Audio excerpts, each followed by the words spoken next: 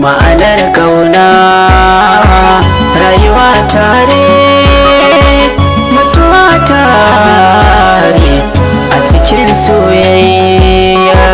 Ma'anar kauna rayuwa tare mutuwa tare a cikin soyayya.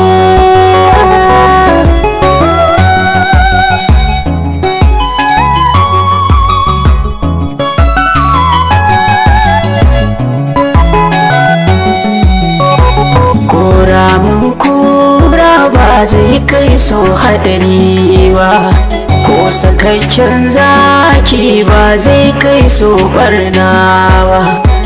Matukar har yan da kuskuren ba ya wadacewa, sai kokawa kuma ba nutsuwa. Rikicin soyayya na haddasa jinya.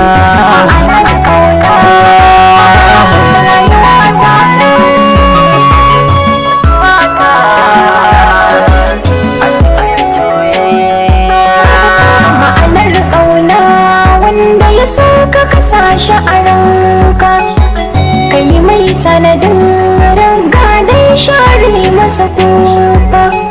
Ku yi masa ya rasa karfi nasa kamar masa naka, ita ce yarda ba ku sukunda. Ku yi sadaukarwar rai a cikin soyayya.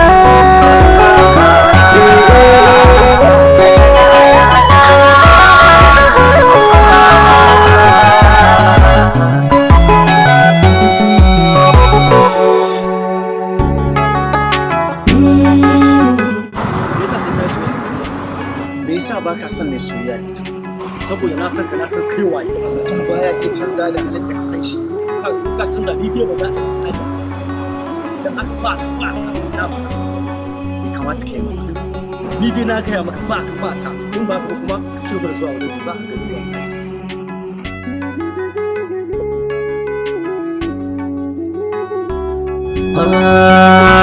kalmomin nan naki suna sawa in ji daɗi, har da tabbatan fagen so na tsallake siraɗi.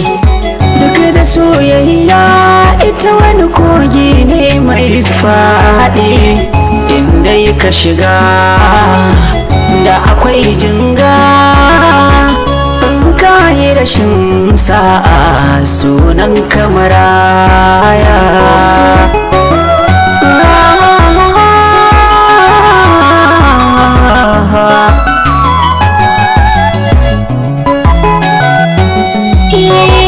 Taso taso masoyi tauraro mai haske, na amsa kira a duniya ta wanda kamar ke.